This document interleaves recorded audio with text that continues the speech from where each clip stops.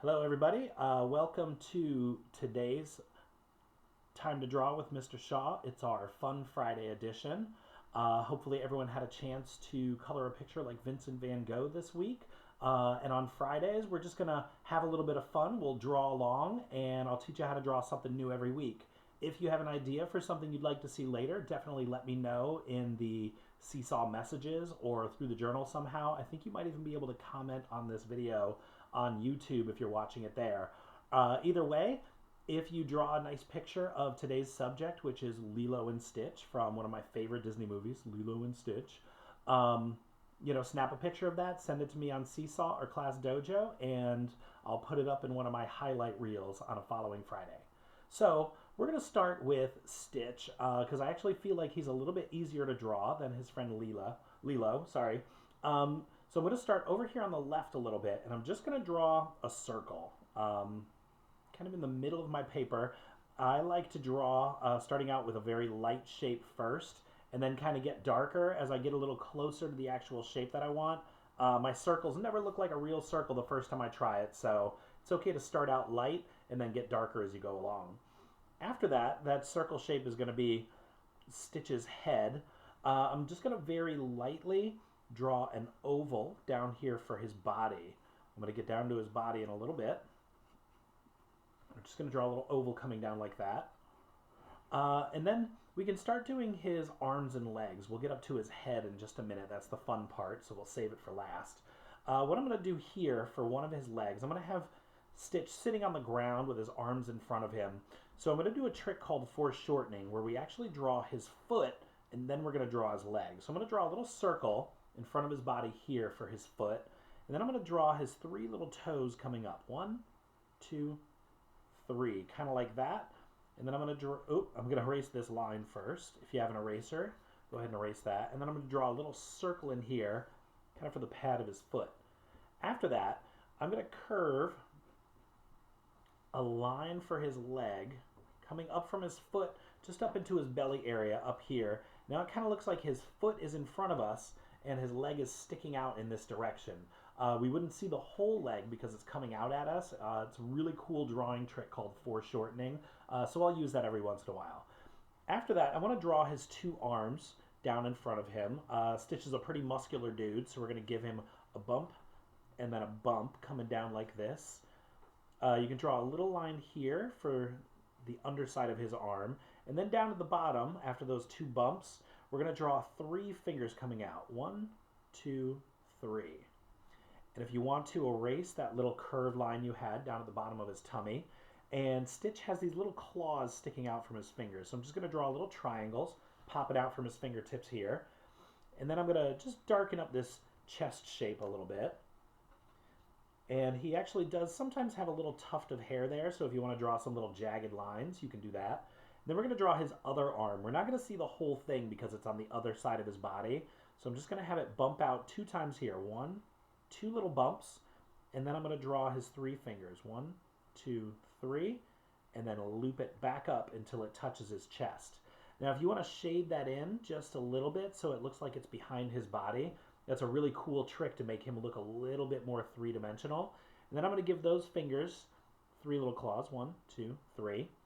And then I'm going to draw his other foot peeking out just a little bit on this other side here. So I'm just going to draw a little bump for his leg, and then I'm going to draw a little oval for his foot, kind of an oval shape coming up. And we'll just draw a couple of his little toes. You could do all 3 of them if you want, just peeking out in that other direction. Now I can darken that line on the back. Stitch has kind of a pattern shape on his back, a little dark shape, so it kind of looks like a wiggly letter W, and then I'm coloring in that spot. And he has a little tiny tail, almost like a bear cub, coming out of the back. Now we get to the fun part, the parts that start to make Stitch really look like him. We're going to draw his ears first, because he has really distinctive ears. That means nobody else has a pair of ears like that. And to do that, I'm going to draw 2 straight lines coming up from the top of his head, almost like antennas on an insect. Now, once I get to the top of that little line here, I'm going to curve it very lightly at first, all the way down to the side of his head. And then I'm going to do the same with this other ear. I'm just going to curve it all the way down to the side of his head. Now Stitch has these little notches in his ears, a little triangle shape kind of cut out of his ear. Not sure if that was done on purpose, if he was born that way, or maybe he received some sort of injury during his adventures, but he has these little triangle shapes. So after I have that, I can darken the outside shapes of his ears with that little triangle cut out here, and then again over on this side. And then we're going to draw two kind of flaps. His ears kind of curve around on themselves. So I'm going to draw a curved line here, and then another curved line coming up from this side, and they're going to meet right where his head is, just like that. And then it kind of looks like that ear's curved around, so you can see the sound kind of going in through here. And then I'm going to do the same thing on the other side. I'm going to draw a curved line here, kind of coming down from this straight line, and then another one coming from that bottom. If they don't quite touch like that, that's okay.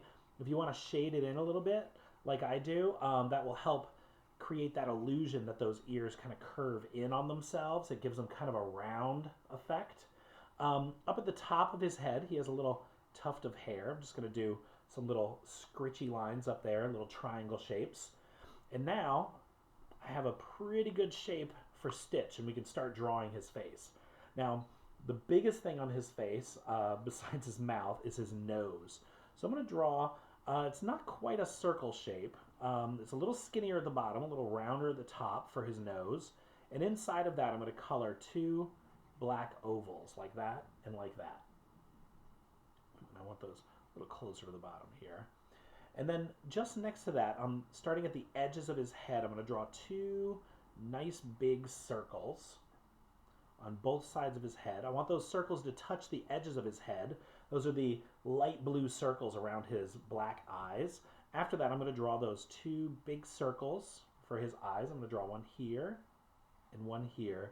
And before I color them in, I'm going to draw a little white spot where the light might be shining on his eye.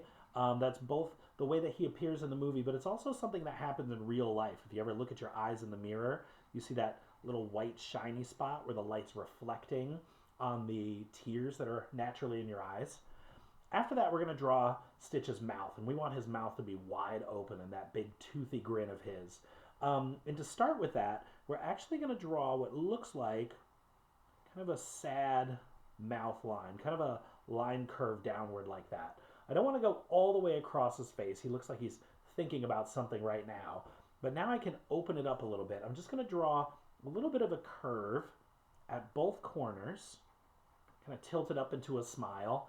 And then I'm going to draw a nice big curved line coming all the way down to the bottom of his head and looping all the way back up to the other side. And now it looks like his mouth is nice and wide. It's nice and open. And inside of Stitch's mouth, he has all these wonderful teeth. I'm going to start with those two big teeth sticking down. They're not terribly sharp, but these two are a little longer than the rest. And then the rest of his teeth are kind of like soft triangles going all the way across the top and then all the way across the bottom, kind of going back into the back of his mouth. He's got a whole bunch of teeth in there. After that, I'm going to draw kind of like a curved letter M in there, kind of like the McDonald's M. And then I can color in the negative space inside of his mouth. Everything that's not his tongue, I want to color in. Now I've got a nice little Stitch. He looks pretty much like he does in the movie, if you enjoy that movie like I do.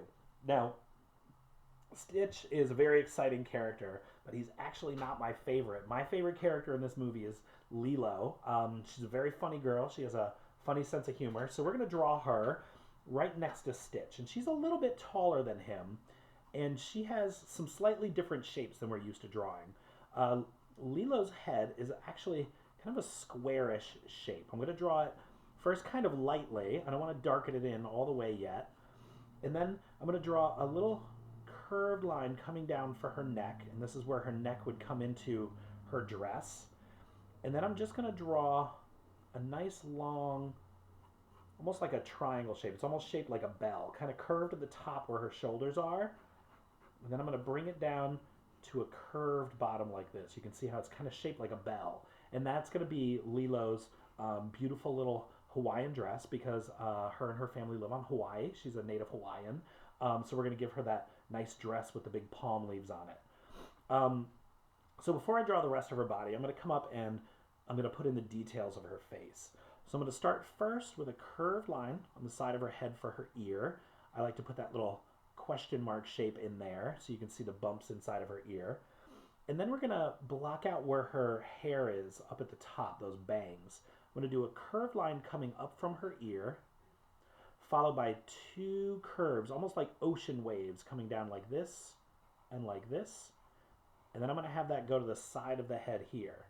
After that, I'm going to draw a nice big curved line coming all the way up, a little higher than her head, all the way around, down to her shoulder, just like that. Now, if you want to, you can go ahead and color that in lightly now, or if you want to wait until later, if you're coloring this with markers and crayons, maybe you could do that with a black marker or crayon. But we're going to have her hair kind of tucked behind her ear and going down behind her shoulder. And I'm just going to color this in right now, and that helps to frame her face. It'll help her look a little bit more like Lilo. Now I can start doing the details of her face. Now she has what we would call almond-shaped eyes. That means they're kind of curved on the top. We have one eye over here, and one eye over here, kind of curved on the top, and then kind of a flatter curve on the bottom, like this, and like this. And then I can go ahead and draw those big black circles with the white reflection in there, that little white circle. There's one eye and two eyes. And then I can draw in her eyebrows. We're going to have her eyebrows up. She's going to be making kind of a friendly face at us. And then her nose is kind of a wide shape. I'm going to do a little bit of a curve over here on this side, and then a little bit of curve over on this side for her nostril where she actually breathes in the air. And we're going to give her, again, kind of like Stitch did, almost like a down curved line at first. She looks very serious right now, but then we're going to curve it up in the corner and then carry that curved line all the way around, just like that. Now it looks just like her smile does in the movie. Again, I can do that little M shape inside of her mouth for the tongue, color this in. And now I can darken in the shape of her neck and around the side of her head. If you want to have a little bit of her ear peeking out over here, you could do that too. Maybe a little bit of hair under here, under her chin. I'm going to have one arm kind of coming down in this direction. So I'm going to draw two lines coming down, and then I'm going to bend it in like she has her hand on her hip. I'm going to erase these lines where her body was. Have her arm curl around like that. And I want her fist kind of tucked in like that. So I'm just going to draw the back of her hand and then curl her little finger around. And I really don't have to draw the rest of her fingers, because if your hand was bent like that, you wouldn't really see all the fingers at the same time. And then I'll give her a little sleeve at the top of her dress here. Nice little short sleeve. The weather's usually pretty warm in Hawaii. And then I can go ahead and do her other arm. Her other arm I'm going to have up in a wave. So I'm going to draw her sleeve a little bit out here with a curved line so that her arm's coming towards us a little bit. And I'm actually going to draw a little circle for her hand up here first, followed by an oval for her forearm. That's the bottom part of her arm here.